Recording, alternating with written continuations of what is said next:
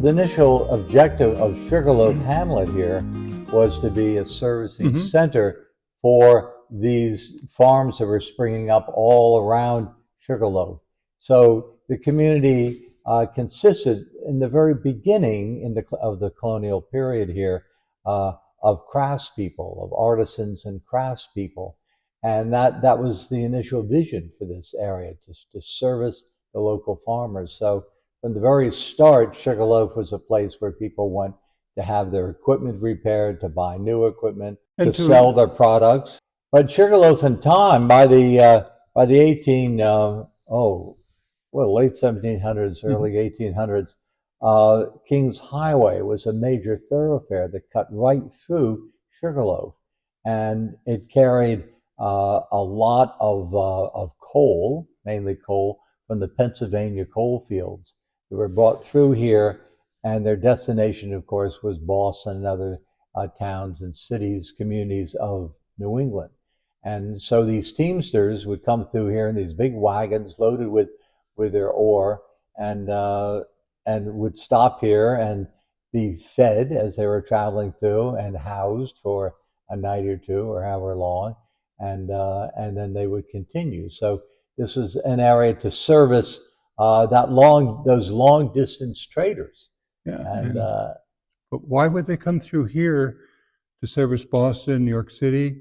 It's because this is from the coal fields. This was probably the easiest in terms of elevation. If you're carrying heavy wagons, you don't want to be going up hills or down hills. You want to travel through valleys to get to a port in like New Windsor. Even in the late colonial period, by the early 1800s, this area was known for the high quality of its butter, of its dairy products, butter, cream, and so forth. And so that was all. Most of that was being shipped out of ports along the Hudson in this area, Newburgh, of course, and Cornwall. And some of that was being exported as far away as North Africa, Europe, and even Australia.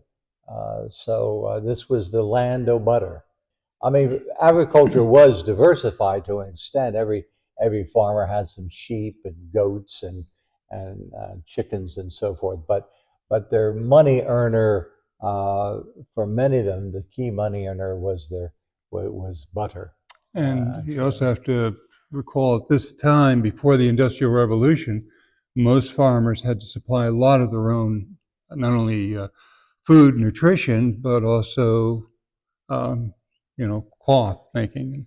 And a lot of that was done at the farm. But from the early period, Sugarloaf consisted of weavers, cloth makers, shoemakers, even horseshoe makers. I mean, we always had a blacksmith in Sugarloaf, and sometimes there were several blacksmith businesses in Sugarloaf making shoes, making wheels for wagons, making wagons themselves, but having a good time, growing apples and producing applejack.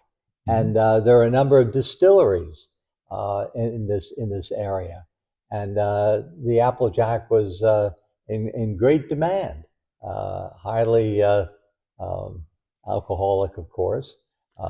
And the other thing to remember, why so much alcohol, applejack and beers, is because it didn't need to be refrigerated to maintain, to be consumed.